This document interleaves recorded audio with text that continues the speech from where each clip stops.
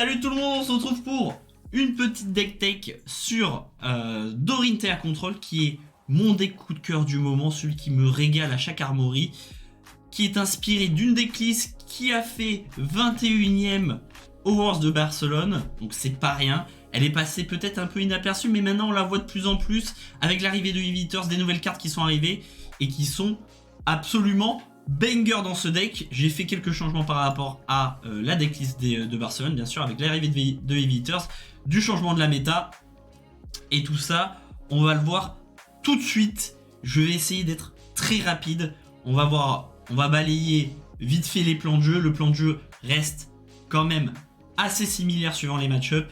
Le deck est facile à prendre en main et il permet d'apprendre à bloquer efficacement, faire les bons choix. On voit vraiment comment engranger de la value assez facilement avec ce deck. Donc voilà. Le deck il se présente comment? On a 80 cartes, c'est un classique. Et en side on a seulement notre AB3 contre les Wizards, parce qu'on respecte Kano quand même, mine de rien. Même si c'est un de nos match-up défavorables, si il est assez bon, on peut se dire sur un malentendu, on a quand même besoin de AB3. On a la Dawnblade, on va voir pourquoi on a cette Dawnblade ici dans un plan de jeu fatigue, de Remembrance et Imperial Warhorn. Ça, c'est le side de Dorinthea Control. C'est que dalle, on peut dire. Mais du coup, on se prend pas la tête. Et ça, c'est vachement agréable. Entre deux matchs, hop, on n'a pas enlevé toutes les cartes à les remettre. Voilà, un des gros avantages du deck actuellement. Il se positionne très bien dans la méta en plus de ça. Et je vais vous expliquer pourquoi. Donc déjà, directement, on arrive avec le nouveau staple de Heavy Hitters qui est Balance of Justice, qui est une carte monstrueuse. Pourquoi? Parce que la faiblesse des decks contrôle, c'est que on a du mal à mettre de la pression avec des decks contrôle, et ça laisse à l'adversaire le temps de se setup, des gros tours, et qui dit gros tours dit souvent pioche. Et Balance of Justice, elle arrive pour contrer ces gros tours que l'adversaire setup. Ça peut être Art of War de Fayukatsu, ça peut être Blood Rush Below d'un Kaio ou d'un Reinhardt. Tout ça, ça arrive. Ça peut être Tom of Imperial Flame de Dromai. Toutes ces cartes qui font piocher, qui font des gros tours. Balance of Justice, elle est là pour justement, telle la balance de la justice, équilibrer un peu ces gros tours et pouvoir défendre avec une carte en plus et tanker ces grosses agressions. On a Breathforge Bracers, bien sûr, pour le bloc 3, mais pas que. Son effet, parfois, on l'utilise dans un plan de jeu, bien sûr, pas Décimateur, mais Dawnblade. On a la clé de voûte, finalement, de ce deck, qui est Décimator, une arme qui engrange énormément de value. Pour 3, ça tape à 4, donc bon, un classique des armes gardiens et autres. Mais en plus de ça, elle a le pouvoir de diviser par 2 la défense des cartes qui sont en face. Y a des petits tricks à savoir, tout ça. C'est la meilleure arme pour Warrior, pour Control. C'est une machine à value. Ensuite, on a bien sûr, vu qu'on joue Control, que ça va être des parties qui seront longues en général, on a bien sûr la tunique de Fiendal qui va nous générer un maximum de ressources pendant toute la game, et les Refraction Bolters, meilleur bot Warrior actuellement. Donc un bloc plus go again quand il faut. On va rentrer dans le détail des cartes. Comment une Conquer, bien sûr, en fait, j'ai envie de dire, meilleur générique de Flesh and Blood. Ça permet de faire de la disrupt. C'est une des seules génériques qui permet de faire de la disrupt. On l'a dans le deck, bien sûr. C'est un popper. Ça bloque 3. Ça coûte 2. Enfin, c'est incroyable. On s'en sert tout le temps. E-Strike. E-Strike, pourquoi? Justement, les tours où en fait on a envie de mettre de la pression, on peut faire quoi? Bloquer avec une carte. E-Strike de la main ou de l'arsenal. On met une carte sous le deck, on dit 5 go again, derrière une bleue, boum, coup de hache à 4. Excellent. Excellent, ça permet de mettre de la pression dans les match-up où en face on a envie de te fatiguer, où le gars l'adversaire commence à un peu trop prendre son temps pour setup des trucs, hop, un petit strike go again, ça fait toujours son petit effet. Ou sinon, bah, tout simplement, e-strike, hop, on a 2 rouges, on a une main full rouge, on a un e-strike, hop, e-strike, on met en dessous 7. Terminé, une carte, 7 de value, hop. Fate 14, une des meilleures DR du jeu, qui permet d'aller chercher nos cartes quand on en a besoin. Bon voilà, 0 bloc 4, opt 1, gratuit. On a Fiendal Fighting Spirit, pourquoi? Parce que c'est un popper, c'est une 7+, donc contre prisme, on adore. Bloc 2, certes, mais si on l'utilise de manière offensive, on va créer 8 de value avec 7 d'attaque plus 1 point de vie en plus. Ça permet de bloquer des breakpoints et en plus potentiellement gagner un point de vie, donc ça, bon, bah, on adore. Et voilà, une carte qui permet d'agresser aussi. Énormément de value en attaque. Oasis Respite pour les gardiens, mais pas que. Avec un compteur tunique, qu'est-ce qu'on fait? On prévient 4 et on se met un petit point de vie en plus, c'est cadeau. Ça permet de contrer les Dominate, qui sont un peu notre ennemi naturel. Donc bah, c'est dans le deck, c'est x2. Et en plus les sorciers bien sûr, on les oublie pas. Raging Onslaught qui a remplacé pour moi, par rapport à la liste d'avant, le Fiendal Fighting Spirit jaune. Pourquoi? Parce que j'ai plus envie de cibler principalement Dromai. Parce que c'était ça en fait, avant. On prenait Fiendal Fighting Spirit parce qu'on popait et en plus on gagnait un point de vie. Donc là c'était full bénéf. Moi j'avais envie de non seulement avec l'arrivée de Prism qui gagne en popularité avoir une 7+, parce qu'on a les Herald of Tenacity il me semble, qui fait moins 1 d'attaque. Donc un bloc 6 parfois ça peut être dangereux. Ça peut ne rien faire, du coup ne pas popper. Alors qu'un 7+, ça permet de popper. En plus, bon, c'est un bloc 3, donc les match-up où parfois on a des mains avec des sigils, des trucs qui bloquent pas, d'ailleurs Top Fiendal, on a quand même un bloc 3 qui est solide. Et derrière, ben, on peut agresser avec, c'est 7 d'attaque, ça régale. Sigil of Solace, bien sûr, pourquoi? Parce que on joue un deck fatigue. Donc bon, gagner de la vie en fait, c'est gratuit. Et ça permet de, contre les Wizards, d'avoir des points de vie en plus. Donc augmenter, réduire sa... Comment dire? Plus on a de vie, plus il va devoir faire de dégâts pour nous tuer. C'est aussi simple que ça. Ça nous met out de Reckless Swing. Ça permet que les tours où en face, ça fait un tour un peu mou. Hop, Sigil of Solace, on gagne 3 points de vie. Nous, on a fait notre tour. Terminé. On a bloqué 9, Sigil of Solace. Ça régale. Ça nous met out de... Reckless Swing, ça j'ai peut-être déjà dit, je sais pas. De tout ce qui peut nous infliger des dégâts directs, on prend, c'est quasi un must-have en vrai. J'avais hésité à l'enlever, mais ça me sauve tellement de game que même les tours où on prend des Dominate, hop, Sigil of Solace, on se dit ok, bon, on a mitigé un peu les dégâts. Sing Below, bien sûr, meilleur DR du jeu, top numéro 1. Ça permet de changer les cartes de notre main, d'aller chercher potentiellement plus rapidement nos power cards. Bon, c'est un must-have, bien sûr. On ne le présente plus. Spoil of War, pourquoi? Parce que, en fait, dans le deck, on aime bien avoir des go-again. Pourquoi? Contre Dromai, pour clean des dragons, contre plein de match-up pour pouvoir mettre la pression. C'est un des seuls moyens de mettre la pression sur un plan Dawnblade. À savoir que c'est aussi utile pour mettre la pression avec Decimator, mais c'est nettement moins intéressant. Mais dans un plan Dawnblade, on a envie d'avoir Spoil of War. Et en plus, ça nous permet de faire des petits tricks, à savoir, hop, compteur tunique, on fait Spoil of War, coup de hache à 4. Derrière, on arrive, hop, Standing Order si il veut pas qu'il y ait Go Again derrière. Et on rentre 4 de plus. C'est une autre agression. On a au moins un Go Again qui est assuré, pas comme les Warriors Valor. Et ça régale. Et si bien sûr il bloque pas la hache, hop, derrière on peut pitcher une bleue, remettre un coup de hache. C'est gratuit. Steel Blade Shunt Rainbow. Pourquoi? Parce que c'est la meilleure DR gardien. Elle fait énormément de value. Et en plus elle permet de close des games. Quand on a Rainbow Steel Blade Shunt, l'adversaire va forcément en fin de game toujours jouer autour. Et en fait, qu'est-ce qui permet d'éviter la fatigue? C'est les coups d'armes. En fait, il y a un gardien en face, il veut éviter de se fatiguer. Qu'est-ce qu'il va faire? Il va faire des coups de Anotos. Bam, bam, bam, bam, bam. Ça va lui coûter 0 carte. Mais derrière, ça va lui coûter potentiellement des points de vie. Et en fait, en fin de game, quand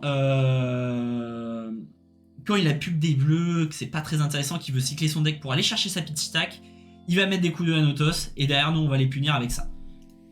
Et s'il est assez bas en PV, il va se faire gratter comme ça avec ses Steelblade Shunt qui sont jouables bien sûr avec le pitch unique. C'est là où on va aller chercher au maximum la value. Donc hyper intéressant. Et je dirais ça ne bouge pas du deck. On a les Warriors Valor. Warriors Valor c'est bien et pas bien. Je m'exprime là-dessus. Warriors Valor trop bien dans les plans Dawnblade quand on a envie de mettre la pression. Et dans les plans où on peut agresser en fait, les situations où on peut agresser, on a besoin de Go Again. C'est vrai qu'on va moins la jouer dans Decimator. Pourquoi? Parce que le pitch unique, on va souvent le garder pour nos DR. Du coup, bon, c'est un 1 flottant qui va... Enfin, on va devoir payer 2 bleus pour mettre un coup de Decimator plus Warriors Valor.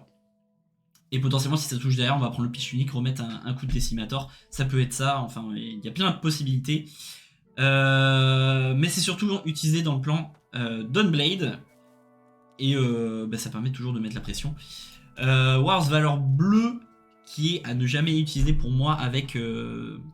quasiment jamais. Hein, à utiliser avec Decimator. Pourquoi? Parce qu'en fait, on va juste rajouter +1 à Decimator. Et on va passer son attaque à 5. Et ce qui va se passer, c'est juste que la personne en face va bloquer avec 2 cartes. Et on aura perdu ses 3 de blocs. Et oui, on en est là. On en est à calculer la value des blocs. On va perdre cette value de 3 de blocs. Qui est plus intéressante en fait que l'adversaire qui bloque avec 2 cartes. Et où on ne gratte pas de PV. Donc attention au piège.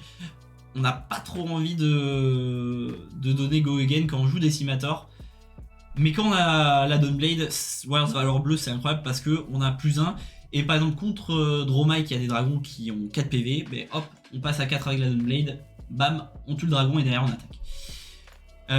Ensuite, les bleus, c'est assez... monotone, on va dire. On a en fait tout ce qui est Go Again, tout ce qui va nous permettre de donner Go Again à notre Dawnblade. Et en plus, bien sûr, bloc 3. Donc on a Driving Blade, Glint the Quicksilver, qui donne Go Again. Heart of Yendal, bien sûr, on joue contrôle. Et bon, bah, si on l'a pas, tant pis. Hein. Mais c'est vrai que c'est un petit plus. Ça crée un petit peu de value et ça permet de mettre la pression à l'adversaire quand il voit Heart of Yendal. Et il se dit ok, ça va être compliqué en fin de game, parce qu'en fait en fin de game quand le deck est assez petit, le Heart of Yendal il revient souvent, et si on est derrière en HP, ben on va se remettre à l'équilibre au niveau des HP assez facilement avec Heart of Yendal. C'est quand même une très bonne carte. Hit and Run bien sûr pour Go Again, ça coûte 0, c'est gratuit. On adore. Last Ditch Effort que j'ai rajouté récemment parce que je trouve que c'est une bonne idée. On l'a en x2, c'est pour moi ce qu'il faut. Et ça permet, dans des cas extrêmes où on est dans un mirror ou des choses comme ça, pouvoir faire un petit peu plus de value, un petit set Go Again avec derrière un petit coup de hache, ça peut close des games à mon avis. Je n'ai pas eu l'occasion de tester, mais c'est intéressant. Ce Last Ditch Effort, ça peut bien sûr être un Hold the Line, ça peut être un Nasty Surprise, ça peut être un Failing Swing, moi j'avais mis aussi. C'est des slots un peu à la convenance de chacun, ça dépend de ce que vous targetez, ça dépend de votre méta local, de ce que vous attendez à une compétition. Overpower, vachement bien. Pour moi, ça c'est une des cartes qu'on garde pour la fin de game, pour pouvoir surprendre l'adversaire, parce qu'en fait on n'a pas d'AR en fait. Et Overpower est une des seules qu'on a. Ça permet de faire un +4 et de gratter encore de la vie en fin de game quand on a des mains full bleues.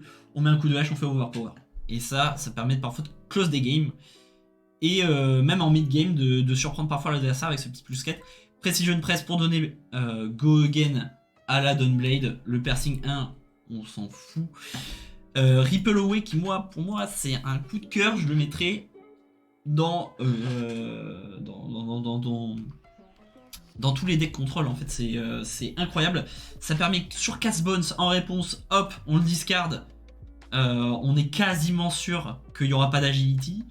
Même quand Kaio veut maintenir la pression, il va discard comment ça s'appelle, la carte qui Agile One Up, cette carte là, pour avoir un go again à son tour d'après. Hop là, non, Ripple Away, et là on est tranquille. On a aussi les cas de Codex of Frailty. On fait un Ripple Away, hop, pas de ponder, pas de Frailty. Le but c'est de essayer de casser la pression que nous met l'adversaire. Et Ripple Away c'est juste incroyable. Et bien sûr, dans des cas assez uniques, on peut attaquer avec. Bon, c'est pas son utilité, hein, on est d'accord. Warmonger pour jouer contre Azalea, ça régale toujours. Moi je l'utilise vraiment que contre Azalea. C'est une des premières cartes avec lesquelles je bloque, parce que bon, y a beaucoup de match-up où en fait ça va absolument rien faire. Et ensuite du coup le side Imperial Warhorn contre Dash. Pourquoi? Parce que ça va nous permettre de casser ses items. Son Induction Chamber de préférence. Et on va le jouer avec bien sûr les deux Remembrance ici et Dawnblade. Du coup, on va voir directement comment on side versus les différents héros. Donc Azalea, Riptide et Max. Ce qu'on va faire, c'est qu'on va pas jouer les Remembrance dans le deck. En fait, c'est à ça que se jouent les sides en général. Pourquoi? Parce que c'est des cartes qui ne bloquent pas. Et en fait, on en a déjà pas mal qui bloquent pas. On a les Oasis, on a les Sigils, on a leur Top Fiendal. Et potentiellement, si on n'a pas de la tunique up, ça peut être compliqué de bloquer avec les Steel Blade Shunt. On n'a pas envie de jouer ces Remembrance parce que on va, ça peut nous faire perdre de la vie sur certains tours. Et en fait, c'est des héros qui vont se fatiguer, entre guillemets, tout seuls. Donc, pas besoin. Et on joue Dawnblade. Pourquoi? Parce qu'on a besoin de pouvoir mettre la pression et punir les tours de setup. En fait, comment dire, l'adversaire, ça sera un peu, comment dire, sa vie, ça sera un peu ses ressources pour faire ses gros tours. Il va espérer perdre le moins de vie possible quand lui il va setup en fait. Et Dawnblade, ça permet, on peut bloquer avec 2 cartes. Derrière on garde Wire's Valor in bleu. On va pouvoir proposer 6 go again on it. Et derrière 3 encore. Et potentiellement mettre un compteur sur la Dawnblade. Et ça peut ouvrir peut-être des fenêtres pour mettre la pression à l'adversaire. Donc on a besoin de la Dawnblade. Parce que en fait eux ils vont jamais bloquer. Riptide, Azalea, Max, ils vont jamais bloquer. Peut-être Riptide mais... Enfin bon. Donc on va pas faire de value sur Decimator. Du coup, on a besoin de la Dawnblade pour mettre la pression. Et c'est pour ça qu'on a tous ces go again dans le deck aussi. Hein. Faut la rendre utile, cette Dawnblade. Dash. Donc Dash, c'est un peu tricky. On va remettre ça d'ailleurs dans le match-up. Tac, tac, tac, tac, tac, tac, tac, tac, tac. Hop, parce que j'ai fait des changements. On va jouer bien sûr le plan de jeu Imperial Warhorn. Le but c'est de poser la Imperial Warhorn, la casser son item en face et faire revenir la Imperial Warhorn avec les Remembrance. Pour ça, il faut cycler le deck le plus rapidement possible, donc on garde les DR, même si ça va pas être le plus utile si la dash en face a un plan de jeu pistol, ce qui risque d'arriver. Mais ça va nous permettre de creuser le deck pour aller rechercher notre Imperial Warhorn ou notre Remembrance le plus rapidement possible. C'est un peu une course à celui qui va pouvoir soit setup soit détruire le plus rapidement possible. On garde les Steel Blade Shunt, pourquoi? Parce que en fait ça va coûter de la tempo à la dash de mettre des items. Et alors pour l'instant moi j'ai jamais joué contre dash avec cette Dory. Mais je me dis que vu que c'est un plan de jeu pistol, les DR certes elles vont pas être rentables. Elle va taper en face, elle va faire 4-4-4. Normalement en fin de game. On va bloquer à 6 mais on va mettre 1 point de dégâts. Et en fait je me dis que si on arrive à mettre assez la pression, c'est pour ça qu'on part Dawnblade, et qu'on arrive à la faire descendre assez rapidement, ben ça en fait c'est comme si elle commençait à 39. Parce que son plan de jeu c'est full pistol, elle va jamais quasiment booster. Pour moi si la dash elle boost, elle a pas compris ce qui va se passer quoi. Donc en gros c'est comme si elle commençait à 31 HP. Et ça peut faire la diff. Voilà, et on joue 60 cartes, donc taille 60, pour bien sûr avoir le plus de chances de tomber sur l'Imperial Warhorn. Voilà. Dromai, on joue que la fatigue. On va même pas essayer de taper Dromai. On va la fatiguer, donc on met les 2 Remembrance et on joue Dawnblade pour pouvoir taper les dragons avec Go Again et potentiellement stacker les compteurs parce que ça dépend de la manière dont on joue la Dromai, mais on va pouvoir potentiellement arriver à des 4-5 compteurs sur la Dawnblade et derrière gratter encore plus de cartes sur une attaque de Dawnblade, et c'est ça qu'on veut. Donc Sigil, Oasis, on met la totale, il y a juste Imperial Warhorn qu'on ne met pas. On met AB1 parce que moi j'aime bien Balance of Justice et Refraction Bolters, parfois ça peut être une carte clé au moment où la Dromai va jouer par exemple un Miragai et un Chromai. Et si on n'a pas de Go Again dans la main à ce moment-là, on peut vite se faire dépasser, et Refraction Bolters ça permet de hop, on tape Chromai, on tape Miragai en Go Again. Et ça permet parfois de clean les moments où on a trop peur de se faire dépasser par les dragons. Voilà, mais après ça peut être aussi on joue à B2 et on anticipe un plan de jeu où potentiellement la Dromai va jouer triple burn them all et que en face ça va nous tommeltail notre AB. Moi c'est ce feeling là que j'ai pour l'instant, et ça permet de piocher une carte sur les Tome of Imperial Flame. Je sais pas si c'est le nom, je me rappelle plus. Ensuite, là où on joue le plus value, c'est contre les gardiens, les guerriers et les assassins. Donc on joue 70 cartes, 2 Remembrance, et on y va à la Decimator, des gros coups de hache. Les meilleurs tours sont les tours où on bloque avec 3 cartes, on met un coup de hache. C'est là où on fait le plus de value. Après, voilà, c'est juste, vu que c'est des héros qui mettent pas beaucoup de pression, on peut se permettre d'avoir les 2 Remembrance et la Decimator pour faire la value. Le plan de jeu, c'est fatigue, on y arrive assez facilement. Pour moi, c'est le meilleur deck fatigue. Dans Inter, il n'y a pas... C'est le meilleur.